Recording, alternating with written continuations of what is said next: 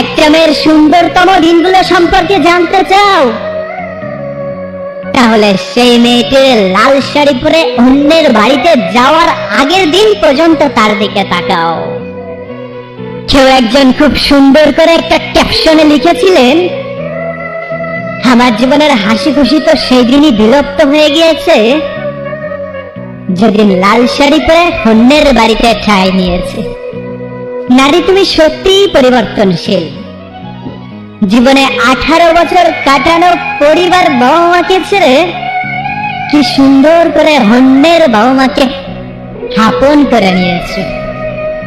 তবুও আপন হতে না পেরে কষ্টগুলা শুধু নিজের মধ্যেই রেখেছ।